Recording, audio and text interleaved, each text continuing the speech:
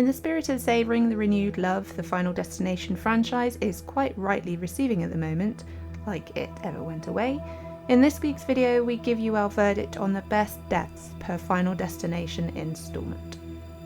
Full disclosure, we have not yet seen Final Destination Bloodlines, so we won't be including any of the agonising demises that befell the unfortunate souls in that movie. First up, the very first Final Destination, gifted to us in 2000. What a year. Now, I watched this film right before jumping on a plane to Spain, not literally when waiting to check in, but weeks before. Hindsight is a beautiful but unhelpful thing. Regardless, it would have changed nothing. If you're watching this video, you know the premise, so we won't go down that short path. Death does not like to be cheated. So says William Bloodworth, played by the legend Tony Todd. We are given asphyxiation, decapitation, crushing, mowing? But I think we can all agree the best death belongs to Miss Luton, the school teacher. Poor Miss Luton. Her death is like a Tom and Jerry cartoon. First the glass, then the fire, then the cutlery, then boom. Maybe I mean Ren and Stimpy.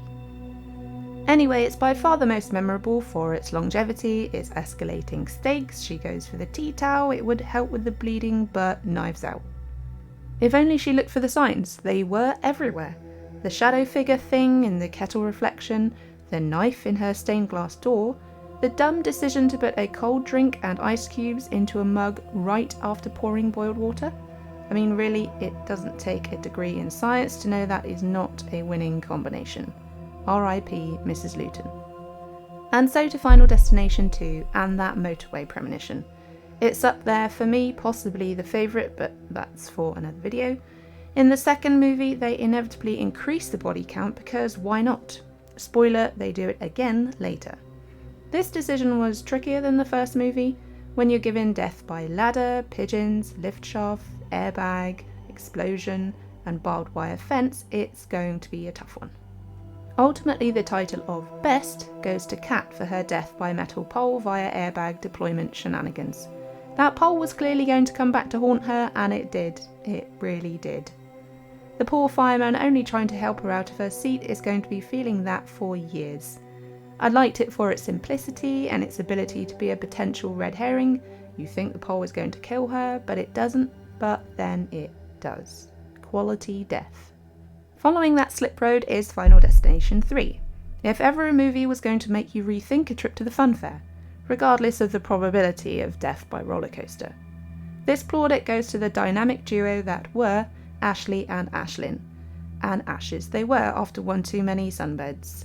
That the theme for their demises roller coaster of love is the sun umbrella on the cake. As a side, I feel the third outing doesn't have as many memorable deaths as the other movies. The main premonition sequence is strong, but the deaths require freshness in my opinion. Let me know your thoughts on that. Ashley and Ashlyn though, fun characters, fun deaths, may they rest in peace on the sunbeds in the sky. Our penultimate movie is The Final Destination, not to be confused with the original Final Destination. Honestly, that title is so lazy. Fortunately, the recovery comes in the deaths in this one, which are great and refreshingly creative. While death by escalator is a highlight, it doesn't technically count as it serves as part of a secondary premonition rather than a legitimate death.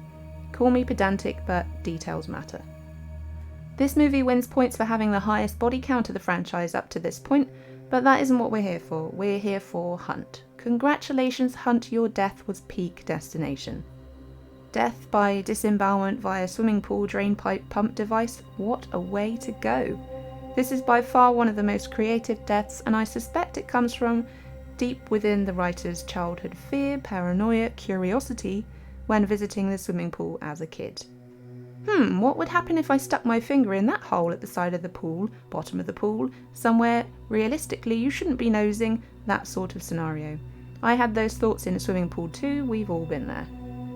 Lastly, but certainly not least, considering there's a new one just out, Final Destination 5.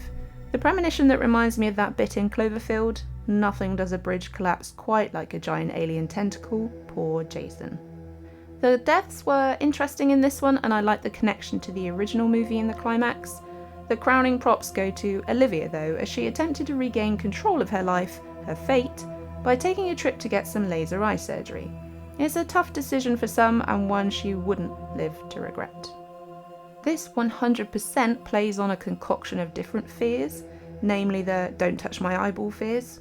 We get a lovely zoom in of the eyeball, which is gross, but most importantly of all, the very real fear that Olivia will never get the opportunity to sue this crappy doctor for some serious compensation.